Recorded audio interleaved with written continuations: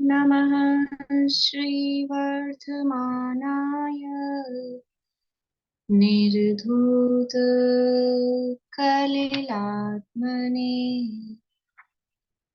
सालोकानां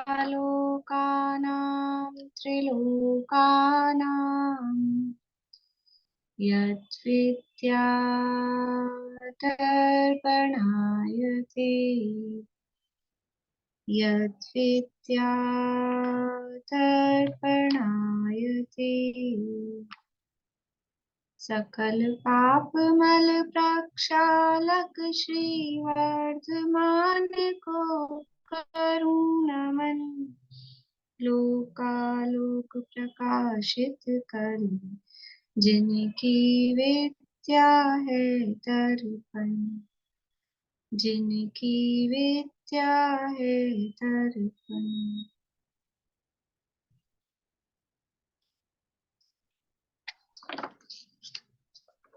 श्लोक पाठ करेंगे।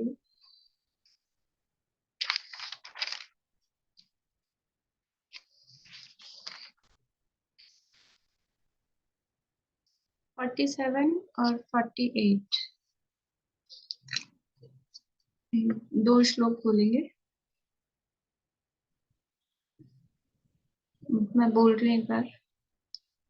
मोहतिमिरापहरणे दर्शन लाभाद् वाप्त संज्ञान रागद्वेष निवृत्ति चरणं प्रतिपद्यते साधु रागद्वेष निवृत्ति हिंसादिनिवर्तन पिता भवति अनपेक्षितार्थवृत्तिः कः पुरुषः सेवते नृपति।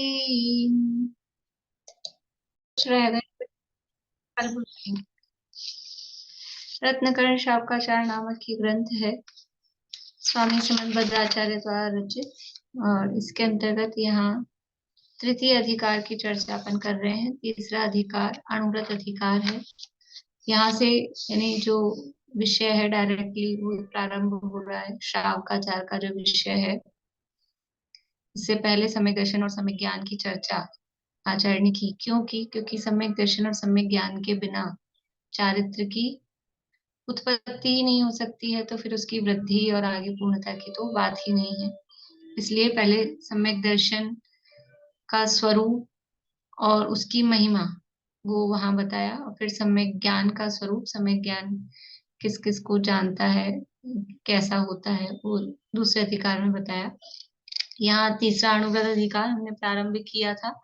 सम्यक चारित्र, पहला जो श्लोक था, ये सम्यक चारित्र को कौन धारण करता है, कब धारण करता है, क्यों धारण करता है, ये पहले श्लोक में बात बताई थी।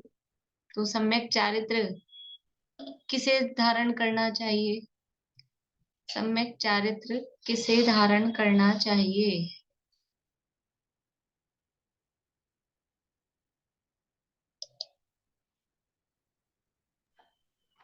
जो पहले ही सम्यक दर्शन एवं सम्यक ज्ञान प्राप्त कर चुके हैं और संपूर्ण राग द्वेष परिणामों की निवृत्ति के लिए सम्यक चारित्र धारण करते हैं।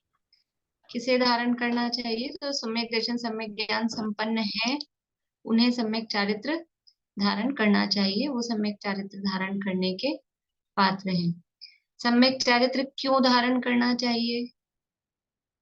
क्यों धारण करना चाहिए?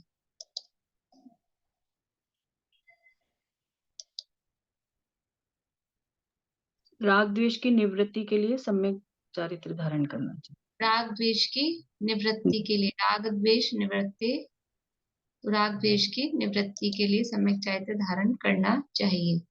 सम्यक चारित्र कब धारण करना चाहिए?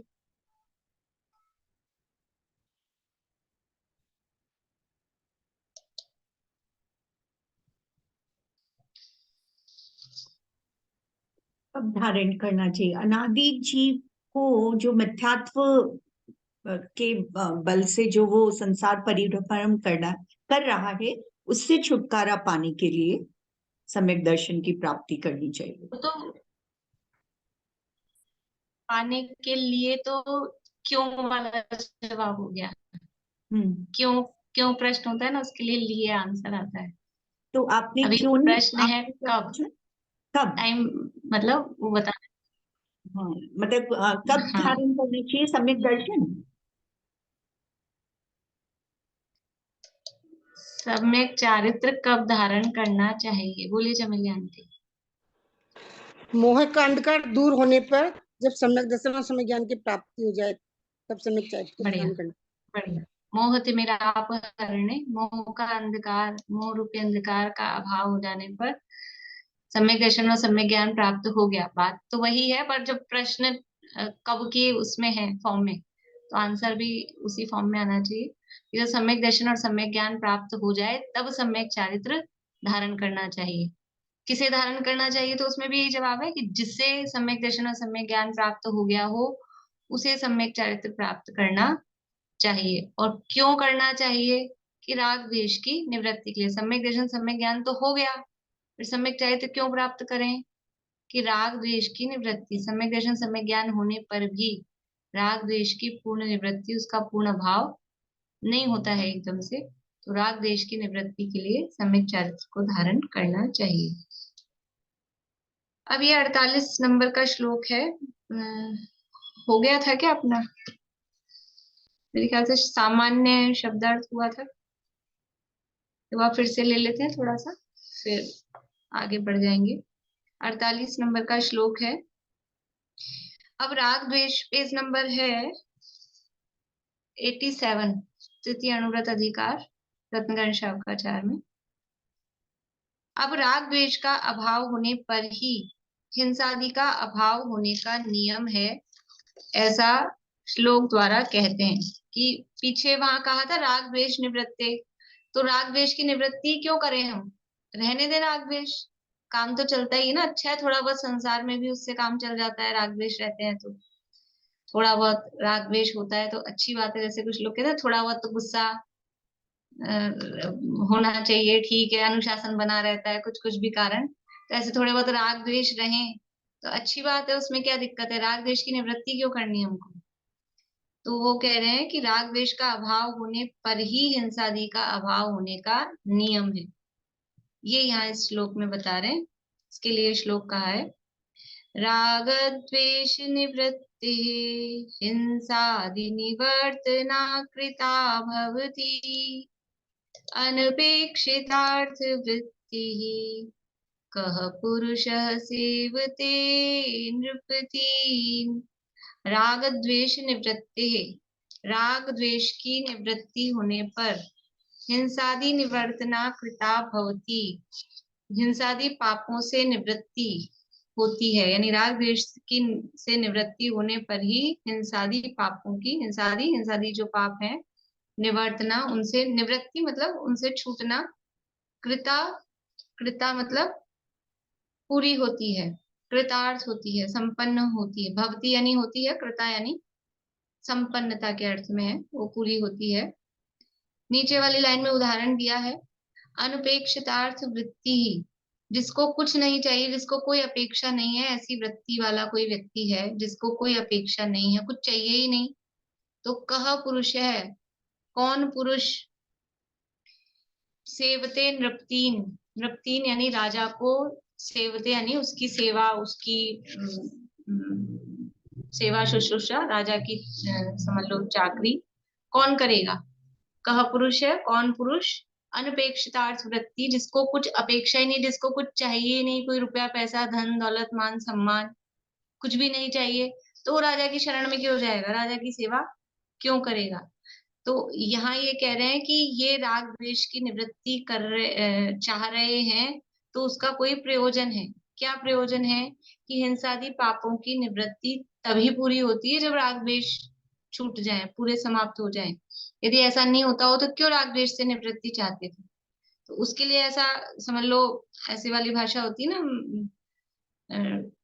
क्या बोलेंगे, टोंट वाली तो नहीं, लेकिन ऐसा कि ऐसा क्यों करेंगे जब यही नहीं चाहिए, ऐसा प्रश्नवाचक जो भाषा होती है। तो यहाँ पर भी वैसे ही कह रहे हैं कि जिसको कुछ अपेक्षा ही नहीं है, जिसको कोई अभिलाषा ही नहीं, वो राजा की सेवा क्यों करेगा। राजा की सेवा किसी की नौकरी, राजा की छोड़ो, किसी की भी कोई जॉब कर रहा है, नौकरी कर रहा है, व्यापार धंधा कर रहा है, क्यों करता है कोई व्यक्ति? कोई भी बिजनेस जॉब क्यों करता है? कि कुछ चाहिए ना, अर्निंग चाहिए, कमाई चाहिए, कि नहीं बहुत सब कुछ है, संपन्न है, फिर भी करते हैं टाइम पास के लिए। तो ठीक है, टाइम पास चाहिए, ये भी तो एक उनका काम है ना, मतलब वो ये चाहते हैं हमारा समय कट जाए। कुछ लोग इसलिए भी करते हैं, रिटायर हो गए फिर भी वापस से क्यों कर रहे हैं? कि समय नहीं बीतता है। किसी को मान सम्मान मिलता है इसलिए करते हैं, रुपया पैसा नहीं चाहिए। कुछ लोग होते हैं समाज सेवा करते हैं, मान लो, तो मान सम्मान के लिए करते हैं। कुछ लोग हैं अपने सेल्फ, मान सम्मान भी नहीं, लेकिन हमको सेल्फ उससे सेटिस्फेक्शन होता है, अच्छा लगता है। पर कुछ ना कुछ है ना अंदर, इच्छा है ना कि अपने को अच्छा लगता है, ये इच्छा है, मान सम्मान चाहिए, रुपया पैसा धन दौलत चाहिए। लेकिन किसी को कुछ नहीं चाहिए, अगर अनपेक्षितार्थ वृत्ति, कुछ चाहिए ही नहीं, ना मान सम्मान, ना रुपया पैसा, ना और कुछ पद प्रतिष्ठा, तो फिर वो क्यों काम करेगा? ऐसे ही राजा के पास कौन जाता है पुराने जमाने में, कि भी राजा के पास जा रहे हैं तो कुछ जिसको अपेक्षा है, क्योंकि राजा के पास अगर जाएंगे तो राजा इतने उदार और होते थे कि अब कोई आया है तो कुछ ना कुछ तो देते ही थे। तो जिसको कुछ चाहिए ही नहीं वो राजा की सेवा क्यों करेगा? तो जिसको कुछ चाहिए ही नहीं, वो राग द्वेष से निवृत्ति क्यों चाह रहा है? कि चाहिए, कि हिंसादि से निवृत्ति चाहिए। हिंसादि से निवृत्ति कब होती है? कि जब राग द्वेष से निवृत्ति हो जाती है, तभी वो हिंसादि पापों से पूर्ण निवृत्ति हो पाती है। इसलिए यहाँ राग द्वेष की निवृत्ति के लिए चारित्र को धारण करने की बात कही गई है। देखिए अर्थ देखते हैं।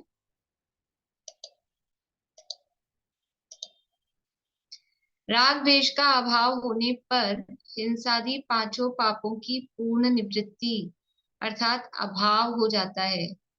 पांच पापों का अभाव होना ही चारित्र है, जिसे अपने किसी प्रयोजन के लिए कोई भी पदार्थ की अभिलाषा नहीं रह गई है, ऐसा पुरुष क्यों किसी राजा आदि की सेवा करेगा? नहीं करेगा। राजा आदि की महाकष्ट रूप सेवा तो जिसे भोगों की चाह हो, धन तथा अभिमान आदि की अभिलाषा होती है, वही करता है। जिसे कुछ अपेक्षा चाहना नहीं है, वह राजा की सेवा नहीं करता है। उसी प्रकार जिसके राग द्वेष का अभाव हो गया, वह पुरुष हिंसा आदि पांच पापों में प्रवृत्ति नहीं करता है। जिसके राग द्वेष का ही अभाव हो गया तो उसके पापों में प्रवृत्ति नहीं होती। देखिए अपन ने हिंसा का पाठ पढ़ा हुआ है। हिंसा कितने प्रकार की होती है? हिंसा कितने प्रकार की होती है, उंगली से बता सकते हैं आप? हिंसा 5 प्रकार की नहीं होती, पाप 5 प्रकार के होते हैं। हाँ, हिंसा 2 प्रकार की है। दो वाला जवाब ठीक है। हिंसा 2 प्रकार की है। कौन कौन सी 2 प्रकार की है? एक द्रव्य हिंसा और एक भाव हिंसा। 2 प्रकार की हिंसा है, ध्यान आ गया? द्रव्य हिंसा और भाव हिंसा। कौन सी है द्रव्य हिंसा और भाव हिंसा? अपने परिणामों में राग द्वेष की उत्पत्ति होना, ये तो भाव हिंसा हो गई। और राग द्वेष करके किसी का बुरा करना, वो द्रव्य हिंसा हो गई। ठीक है, द्रव्य हिंसा को और कुछ बताएंगे थोड़ा सा?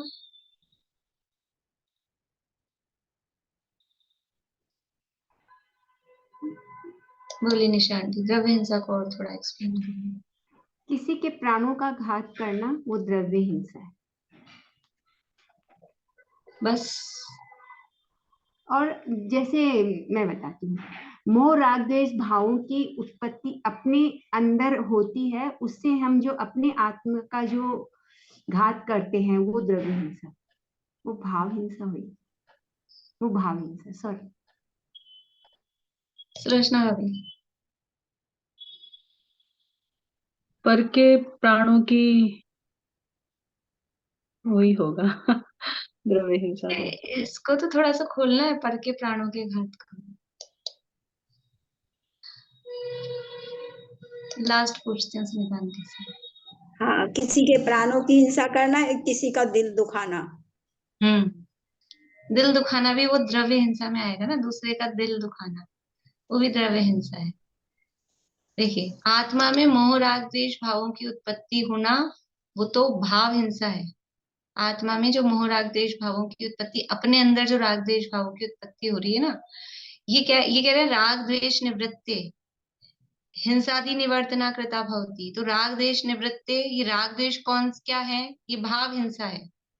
भाव हिंसा की निवृत्ति हुई तो हिंसादि निवर्तना, ये कौन सी हिंसा की निवृत्ति हो रही है? ये द्रव्य हिंसा। भाव हिंसा यानी आत्मा में मोह राग द्वेष भावों की उत्पत्ति होना, वो भाव हिंसा है। और बाहर में किसी जीव को मारना, जान से मार दिया, चांटा वगैरह मारा। मारना भी 2-3 तरह का है ना, केवल जान से मारना ही थोड़ी ना हिंसा है। चांटा मारा, पिटाई करी, ये हिंसा है कि नहीं है? वो भी हिंसा है, द्रव्य हिंसा है। और चांटा मारा नहीं, पिटाई करी नहीं, लेकिन अपशब्द बोले, वो क्या है? वो भी द्रव्य हिंसा है। दूसरे का दिल दुखाना, वो भी द्रव्य हिंसा है।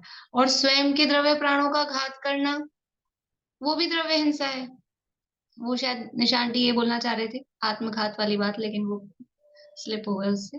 वो भी द्रव्य हिंसा है ना, जो स्वयं के द्रव्य प्राणों का, यानी पर के द्रव्य प्राणों का, पर के भाव प्राणों का और स्वयं के द्रव्य प्राणों का घात। समझ में आ रहा है? पर के द्रव्य प्राण जान से ही मार दिया, फिर वो भी द्रव्य प्राणों में आएगा कि चाटा मारा, कि आधा मतलब कुछ ऐसा मार दिया, फ्रैक्चर हो गया, खून निकल गया, इस तरह का, वो भी उसके द्रव्य प्राणों का घात। और दिल तो दुखा उसका, जब इस तरह से मारा, तो उसके भाव प्राणों का घात और स्वयं के द्रव्य प्राणों का घात। जब अपन ने वो सूत्र पढ़ा था ना, प्रमत्त योगात प्राण व्यपरोपणम हिंसा, 7वें अध्याय में, वहां ये व्याख्या की थी, प्रमत्त योगात प्राण व्यपरोपणम। तो किसके इसके प्राणों का व्यपरोपण, और प्राण क्या क्या है? प्राण कितने होते हैं? प्राण कितने होते हैं? बढ़िया, सब दोनों पंजे मुझे दिखा रहे हैं। 10 प्राण हैं। कौन कौन से 10 प्राण हैं? बोली दीपिका जी।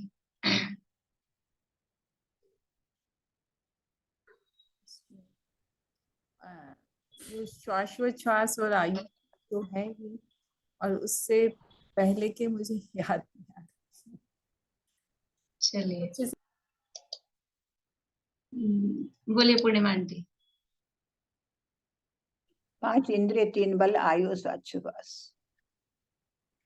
5 इंद्रियां 3 बल, मन वचन और काय, ये 3 बल, आयु और श्वासोच्छ्वास। तो इंद्रियों का घात करना, वो भी द्रव्य प्राण है ना, द्रव्य प्राण है। आयु का छेदन कर देना, नहीं जान से मार देना, श्वासोच्छ्वास का निरोध कर देना, थोड़ी देर के लिए किया, पूरा मर गया या थोड़ी देर उसको परेशान किया, वो भी द्रव्य प्राणों का घात है। कुछ इंद्रियों का छेदन भेदन किया, वो भी द्रव्य प्राणों का घात है। मन वचन काय, द्रव्य रूप से उनको नष्ट किया, वो भी द्रव्य प्राणों का घात है। तो 2 तरह की हिंसा है, समझ में आई? भाव हिंसा में किसी को डाउट है? आत्मा में मोह राग द्वेष भावों की उत्पत्ति होना, अपने आत्मा में जो मोह राग द्वेष के भाव हो रहे हैं, शुभ अशुभ भाव उत्पन्न हो रहे हैं, क्रोध मान माया लोभ के परिणाम उत्पन्न हो रहे हैं, पाप करने के भाव उत्पन्न हो रहे हैं, ये सब क्या है? भाव हिंसा। जो भाव उत्पन्न हो रहे हैं, ये भाव हिंसा। और उस जब ये होता है, तब बाहर में फिर वो पाप आदि प्रवृत्ति भी फिर यथा योग्य होती है, द्रव्य प्राणों का घात आदि भी होता है। तो यहाँ कह रहे हैं कि जब राग द्वेष निवृत्ते, जब राग द्वेष ही नहीं होंगे, तब ही वो हिंसा आदि की निवृत्ति वो पूरी तरह से हो पाएगी। हमने बाहर से हिंसा छोड़ दी, हमने बाहर से जीवों को मारना छोड़ दिया, किसी का दिल दुखाना भी छोड़ दिया, लेकिन अंदर में मोह राग द्वेष के भाव चलते जा रहे हैं, वो नहीं बंद हुए। राग द्वेष, शुभ अशुभ भाव, राग द्वेष का मतलब है, हमको राग द्वेष ऐसा लगता है किसी का भला बुरा विचारना, कि हम तो नहीं किसी का भला बुरा विचारते हैं। शुभ अशुभ भाव जो भी हो रहे हैं ना, शुभ भाव भी जो भी हो रहे हैं, वो सब राग के अंदर, राग के दोनों भेद हैं, शुभ राग और अशुभ राग। शुभ है पुण्यस्य, अशुभ है पापस्य, 2 तरह के है ना शुभ भाव, ये राग भाव, आश्रव भाव कहें।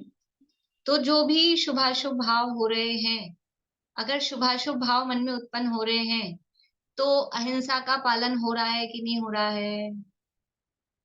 तो हिंसादि से निवृत्ति हो गई है कि नहीं हो गई है? तो बोल रहे हैं नहीं होगी। जब तक अंदर में राग द्वेष भाव, शुभ अशुभ भाव उत्पन्न हो रहे हैं, तो आपकी एक टाइप की बाहर से द्रव्य हिंसा भले ही छूटी है, लेकिन हिंसा तो दो प्रकार की है ना। हिंसा तो दो प्रकार की है ना, द्रव्य हिंसा और भाव हिंसा। तो आपने खाली द्रव्य हिंसा बाहर की प्रवृत्ति की छोड़ी है, भाव हिंसा अंदर छूटी नहीं है, और भाव हिंसा अंदर नहीं छूटती है, तो वो द्रव्य हिंसा का भी यथार्थ रीति से पालन, मतलब अहिंसा का पालन वो भी नहीं हो पाता है, क्योंकि अंदर वो तत्संबंधी परिणाम छूटे नहीं।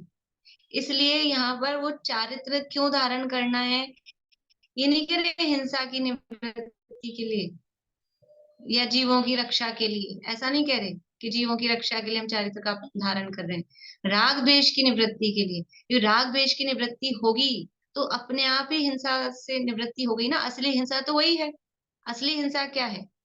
आत्मा में मोह राग द्वेष भाव की उत्पत्ति होना हिंसा है, और वो निवृत्ति हो गई तो फिर बाहर में, जिसके अंदर में हिंसा नहीं है, उसके बाहर में भी हिंसा नहीं होगी। नियम, जिसके बाहर में हिंसा नहीं है उसके अंदर में हिंसा नहीं होगी। सही है क्या? हाँ के लिए एक उंगली, ना के लिए दो उंगली। जिसके बाहर में हिंसा नहीं है उसके अंदर में भी हिंसा नहीं होगी। हाँ कि ना?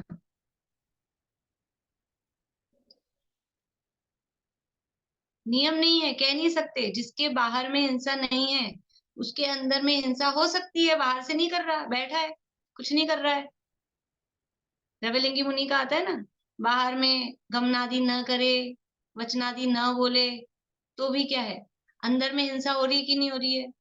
ये सारे मोह राग द्वेष मिथ्यात्व पड़ा है, राग द्वेष भाव पड़े हैं, तो अंदर में हिंसा हो रही है। तो बाहर में हिंसा नहीं होने पर भी अंदर में हिंसा हो सकती है, लेकिन अंदर में भाव हिंसा नहीं है। फिर उसके बाहर में द्रव्य हिंसा होगी, हाँ कि ना?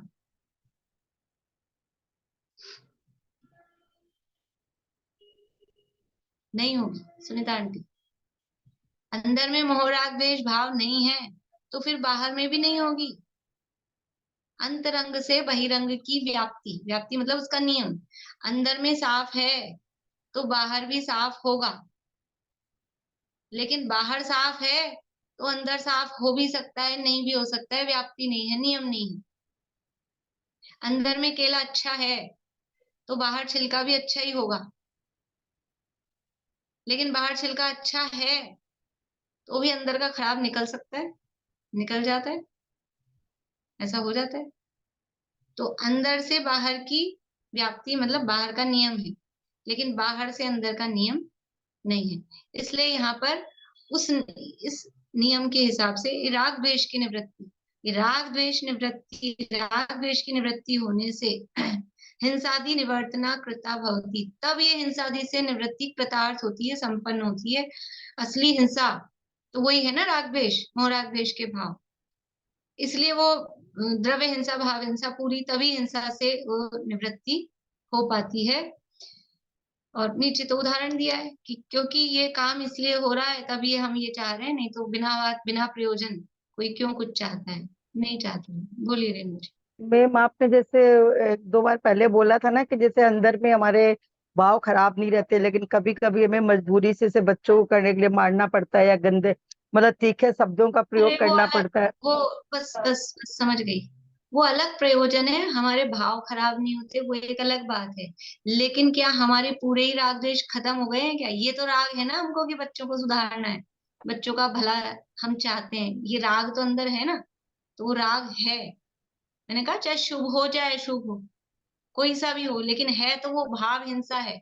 चाहे अच्छे बात के लिए हो चाहे खराब बात के लिए हो, चाहे कोई सा भी हो, किसी का बुरा चाहने वाला भाव तो खोटा है ही है, लेकिन किसी का भला चाहने का भाव भी राग तो है ना। आत्मा का शुद्ध भावों का घात तो हुआ ही ना। अभी गुरुदेव के प्रवचन चल रहे हैं, कल कल तो वही रिपीट हो गया था, परसों वाला ही उसमें आया था प्रवचन सार की 75वीं गाथा है। तो वो बोलते हैं कि जो मतलब मूल उसमें अमृतचंद्राचार्य ने लिखा है प्रवचन सार में, टीका में, कि जो शुभ भाव है, पुण्य, वो क्या है? वो दुख के बीज की विजय है, ऐसे शब्द दिए वहां। दुख के बीज की विजय, मतलब वो शब्द बड़े अच्छे लगे। भाव तो अपन पहले भी सुन चुके हैं। शुभ भाव क्या है? कि वो दुख के बीज की, मतलब वो दुख का बीज ही है ना। शुभ भाव से क्या होने वाला है? शुभ भाव से कोई मोक्ष नहीं होने वाला है। हमको लग रहा है हम तो अच्छे भाव कर रहे हैं, हम तो भला चाह रहे हैं, लेकिन तुम भला दूसरे का चाह रहे हो, लेकिन उससे अपने को तो पुण्य बंध रहा है। तो पुण्य बंध रहा है तो रह का रहे हैं। पुण्य कहाँ रखने वाला है? संसार में अटकाने वाला है ना। और संसार में वो पुण्य के फल में, वो प्रकरण ये चल रहा है कि पुण्य के फल में स्वर्गों का वैभव मिलता है। और वहां पे इंद्र नरेन इनके वैभव को वो कह रहे हैं कि वो ऐसा है उनका, वो दुख से पीड़ित हैं। जो स्वर्ग के इंद्र है ना, वो ऐसे दुख से ऐसे पीड़ित हैं, जैसे गरम गरम घी की कढ़ाई में वो पूरी डाली तो वो ऐसे फूल फूल के नाचती है। हम तो खुश हो रहे हैं कि फूल गई फूल गई, लेकिन वो जल रही है, वो जलन से नाच रही है, वो गरम गरम घी में गिरी है ना। ऐसे वो स्वर्ग के देव इंद्रादि, वो उन विषयों की तृष्णा से ऐसे संतप्त हैं। तो वो क्यों विषयों की, वो विषय क्यों मिले हैं उनको? वो पुण्य के फल में। पुण्य बांधा था ना पहले, और पुण्य कैसे बंधा था? शुभ भाव से।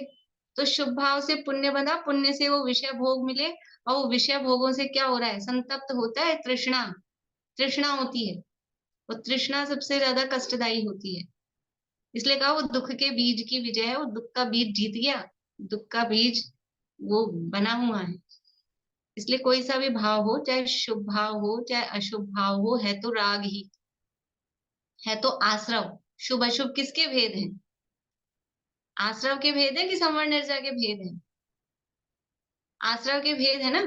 आश्रव है वो संसार का कारण है, दुख रूप है, दुख का कारण है, बंध का कारण है, बंध दुख स्वरूप है। इसलिए कोई सा भी भाव है, मोह राग द्वेष के भाव है, तो आत्मा का घात तो हो ही रहा है, आत्मा की हिंसा तो उसमें हो ही रही है। तो वास्तव में हिंसा से निवृत्ति, यथार्थ रूप से अहिंसा व्रत, वो कब होगा? कि राग द्वेष की निवृत्ति होने पर। इसलिए राग द्वेष की निवृत्ति पे बल दिया जा रहा है। देखो जहां जहां कहीं भी कभी कभी ऐसा भी लोग कहते मिलते होंगे आपको, कि मान लो कोई कुछ ज्यादा कुछ करता हो ना, ये छोड़ दिया वो छोड़ दिया, ऐसा कुछ बाहर में, तो कुछ लोग ऐसा भी उपदेश देते हैं कि इसमें क्या रखा है, पहले ज्ञान करो। ऐसा कहते हैं ना, ये बाहर में छोड़ा छाड़ी में क्या रखा है, पहले ज्ञान करो। तो वो एक अपेक्षा है, दोनों तरह की अपेक्षाएं होती हैं। वो क्यों कह रहे हैं कि कोई बिना समझे बिना जाने और खाली इसमें क्रियाकांड में लग गया, बस छोड़ा छाड़ी में धर्म अगर समझने लगा है, तो उसको कहते हैं पहले ज्ञान करो। क्यों? क्योंकि ज्ञान होगा, यथार्थ वस्तु मतलब जो स्वरूप है, उस स्वरूप का ज्ञान होगा, तो फिर वो जो छूटेगा, वो अंदर से राग द्वेष की निवृत्ति पूर्वक छूटेगा। और ऐसे देखा देखी में, किसी के कहने में वैसे ही छोड़ा, तो वो राग द्वेष से निवृत्ति तो हुई नहीं। और देखा देखी किया तो वो सच्चा नहीं होगा, अच्छा नहीं होगा, पक्का भी नहीं होगा। सच्चा तो है ही नहीं, देखा देखी में किया है तो झूठा तो है ही। और वो अच्छा भी नहीं होगा, यथार्थ रीति से भी उसका पालन नहीं होगा, और वो पक्का भी नहीं होगा, कभी भी फिसल सकता है वो व्यक्ति। तो ज्ञान होने पर वो राग द्वेष से निवृत्ति होती है। और ज्ञान कब सही होता है? ज्ञान के साथ में श्रद्धान सही होता है।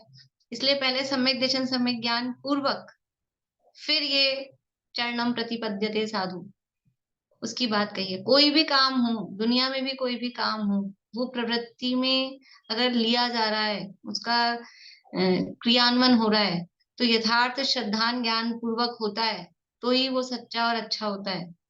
और वैसे ही किया तो नहीं हो पाता है। तो जब बच्चों को खुद को समझ में आ जाती है ना कि नहीं अपने को पढ़ना चाहिए, पढ़ाई लिखाई से ही आगे, जब कैरियर की और ये सब मान लो थोड़े बड़े हो जाते हैं, समझने लग जाते, पहले तो क्या मम्मी बैठ बैठ के पढ़ो पढ़ो पढ़ो पीछे पढ़ते हैं, और फिर थोड़ा सा समझदार हो जाते हैं, बड़ी क्लास में आ जाते हैं, तो खुद को ज्ञान और खुद को ये श्रद्धान की नहीं, इसके बिना पढ़े बिना पार नहीं पड़ेगी। अपने को कैरियर बनाना है तो अपने को पढ़ना लिखना चाहिए।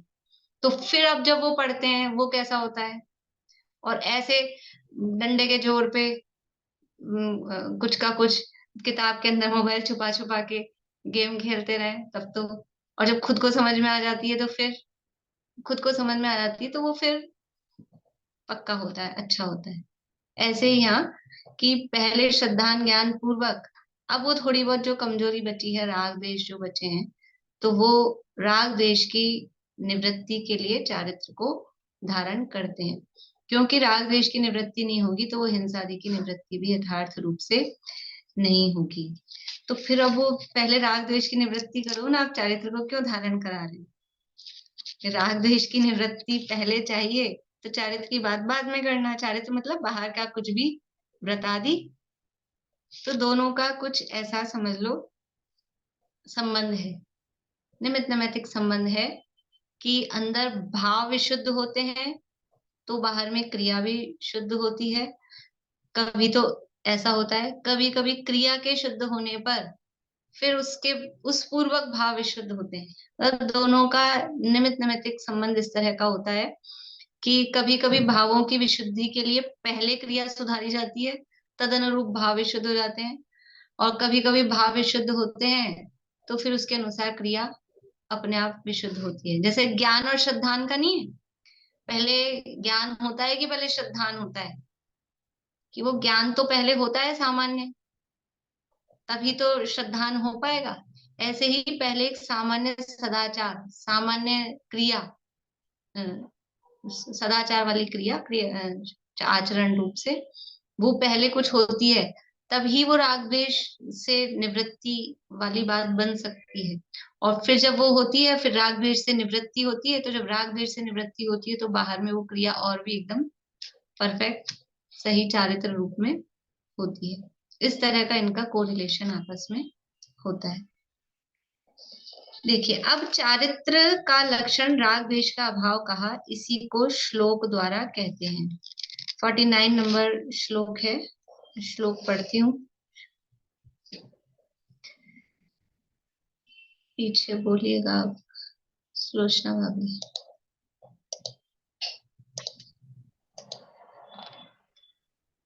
हिंसा नृत्यचौरेभ्यो, हिंसा नृत्यचोरेभ्यो, मैथुन सेवा परिग्रहाभ्याम च, मैथुन सेवा परिग्रहाभ्यां च, पाप प्रणालिकाभ्यो, पाप प्रणालिकाभ्यो, विरतिः संज्ञस्य चारित्रम्, विरति संघस्य चारित्रम्, हिंसा नृत्यचौरेभ्यो, मैथुन सेवा परिग्रहाभ्याम च, पाप प्रणालिकाभ्यो, विरतिः संज्ञस्य चारित्रम्। नृत्यचोरेभ्यो, मैथुन सेवा परिग्रहाभ्यां च, पाप प्रणालिकाभ्यो, विरति संघस्य चारित्रम्। देखिए, अब चारित्र का लक्षण अब बता रहे हैं यहाँ पे। हिंसा, हिंसा यानी हिंसा, अनृत, अनृत यानी झूठ, चौरेभ्यो, चौर्य यानी चोरी, हिंसा, अनृत, झूठ, चौर्य यानी चोरी, मैथुन, मैथुन यानी अब्रह्म, मैथुन सेवा अब्रह्म, और परिग्रहाभ्याम यानी परिग्रह। क्या है ये? हिंसा, झूठ, चोरी, मैथुन यानी कुशील, अब्रह्म को कुशील, और परिग्रह। क्या है ये चीजें? बोलिए सरोजा। 5 पाप है। 5 पाप है, ठीक है।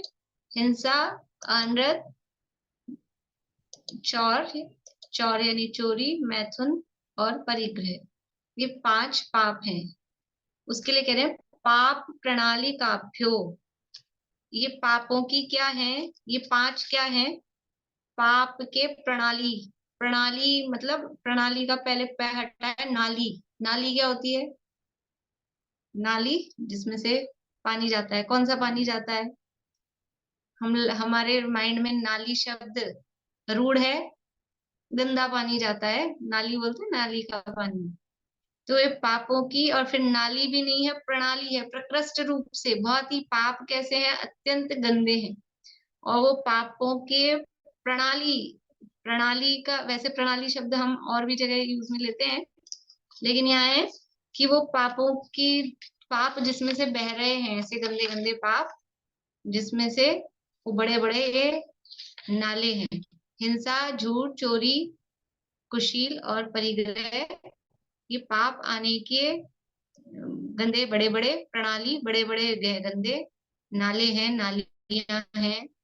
और इनसे विरति ही, इनसे विरक्त होना।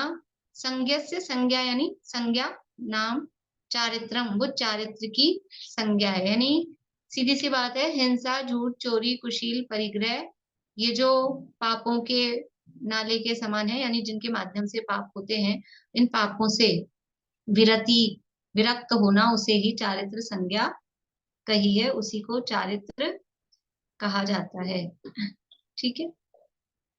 संज्ञस्य का अर्थ सम्यक ज्ञानी भी किया है। वैसे संज्ञस्य यानी संज्ञस्य लिखा है ना, क्योंकि संज्ञस्य यानी सम्यक ज्ञानी का, संज्ञस्य उसका अर्थ होगा समज्ञ, ज्ञ यानी ज्ञानी, सम यानी सम्यक, और स्य यानी उसका, सम्यक ज्ञानी का चारित्र उसे कहा गया है।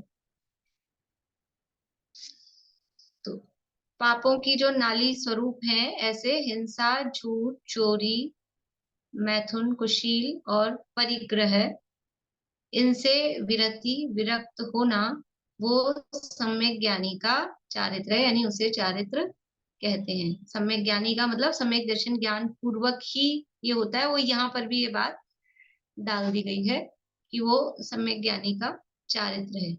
तत्वार्थ सूत्र में क्या परिभाषा दी है, व्रत की, व्रत की क्या परिभाषा दी है तत्वार्थ सूत्र में,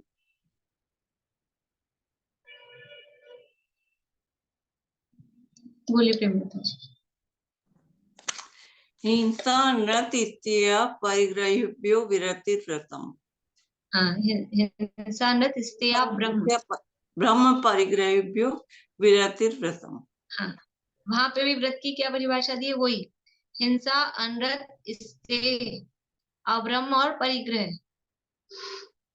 हिंसा, अनृत झूठ, स्तेय, अब्रह्म यानी वही कुशील, और परिग्रह, इनसे विरति, विरक्त होना, वो व्रत है। वहां भी व्रत मतलब वही चारित्र के अर्थ में लिया है। यहाँ पर भी किसे कह रहे हैं चारित्र, क्या है सम्यक ज्ञानी का चारित्र, कि हिंसा, झूठ, चोरी, अब्रह्म और परिग्रह से विरक्त होना, वो ही सम्यक ज्ञानी का चारित्र। देखो कुशील की जगह, ये कुशील तो बच्चों को समझाने के लिए बाल बोध में कुशील शब्द दिया है, वैसे मूल में शब्द आता है वो अब्रह्म।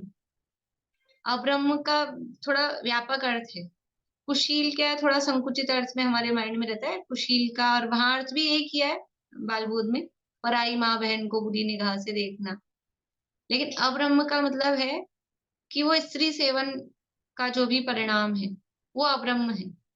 तो जब जीव व्रत लेता है, ब्रह्मचर्य महाव्रत है, तो वहां महाव्रत में तो स्त्री मात्र का त्याग है। जब ये अब्रह्म यानी ब्रह्मचर्य महाव्रत जब होगा, तो वहां तो पूरा ही त्याग है, इसलिए वहां अकेला कुशील का वो इतना सा अर्थ नहीं लेना, वो स्त्री सेवन मात्र का त्याग। और अणुव्रत के अंतर्गत भी फिर वही स्व स्त्री के अंतर्गत मर्यादाओं की बात है। तो अब्रह्म शब्द मतलब समझ लो मुख्य रूप से यहाँ चलता है, तो उसको मैथुन संज्ञा से दिया है। देखिए, तो अर्थ हो गया, अपना अर्थ पढ़ लेते हैं, बाकी फिर और इसकी भावार्थ है, भावार्थ की चर्चा पढ़ लेते हैं तो कर लेंगे कल। देखिए पेज नंबर 88 पे, हिंसा, झूठ, चोरी, मैथुन सेवन, परिग्रह, ये पाप आने के बड़े रास्ते यानी परनाला, इनसे विरक्त हो जाना ही सम्यक ज्ञानी का चारित्र है। भावार्थ, निश्चय चारित्र तो बाह्य समस्त प्रवृत्तियों से छूटकर परम वितरागता के प्रभाव से परम साम्य भाव को प्राप्त होकर अपने ज्ञायक भाव रूप स्वरूप में चर्या है, उसी का नाम स्वरूपाचरण चारित्र है। तो भी 5 पापों से विरक्त होकर अंतर बाह्य प्रवृत्ति की उज्ज्वलता रूप व्यवहार चारित्र के बिना निश्चय चारित्र की प्राप्ति नहीं होती है। इसलिए हिंसादि 5 पापों का त्याग करना ही श्रेष्ठ है। 5 पापों का त्याग करना ही चारित्र है। देखो, निश्चय से चारित्र क्या है? वास्तव में पापों का त्याग करना वो चारित्र नहीं है। निश्चय से चारित्र क्या है? निश्चय से है स्वरूपे चरणम चारित्रम, अपने आत्म स्वरूप में लीन होना, अपने आत्म स्वरूप को प्राप्त होना। और चारित्र है वीतरागता स्वरूप, राग द्वेष निवृत्ति, राग द्वेष निवृत्ति यानी वीतरागता। चारित्र, चारित्र का घातक कर्म कौन सा है? चारित्र का घातक कर्म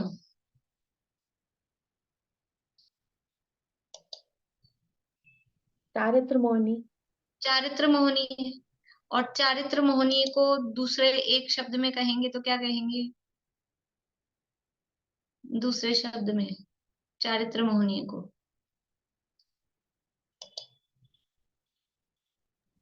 मोहनीय कर्म नहीं,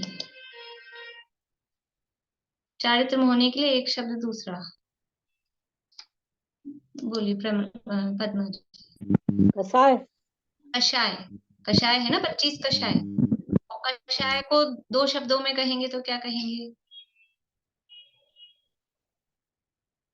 कषाय को 2 शब्दों में कहेंगे तो बोलिए वर्षा जी। राग द्वेष, राग द्वेष, ठीक है ना। तो अब राग द्वेष है वो चारित्र के घातक है, और चारित्र की प्राप्ति हो रही है यानी राग द्वेष का अभाव हो रहा है। और राग द्वेष के अभाव को क्या कहते हैं? वीतरागता। राग द्वेष का अभाव यानी वीतरागता। समझ में आया? घूम तो नहीं गए आप लोग? यानी चारित्र यानी वीतरागता मतलब कैसे कि चारित्र मोहनीय का अभाव है ना। चारित्र अभाव से इधर से कहो, वैसे चारित्र का घातक है चारित्र मोहनी, तो वीतरागता हो रही है, नहीं राग द्वेष का अभाव हो रहा है। तो वास्तव में चारित्र तो क्या है? वीतरागता स्वरूप है। वीतरागता स्वरूप है अपने राग द्वेष नहीं होना, यानी अपने स्वरूप में लीन रहना, वो वास्तव में चारित्र है। फिर ये बाहर में हिंसा, झूठ, चोरी, कुशील, परिग्रह, इनकी विरक्ति का क्या मतलब है?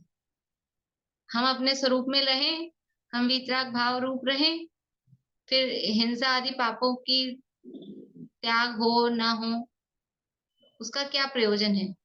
तो कह रहे हैं कि जब अंदर में वो होता है तो बाहर में वो प्रवृत्ति भी उज्जवल होती है, ऐसा है।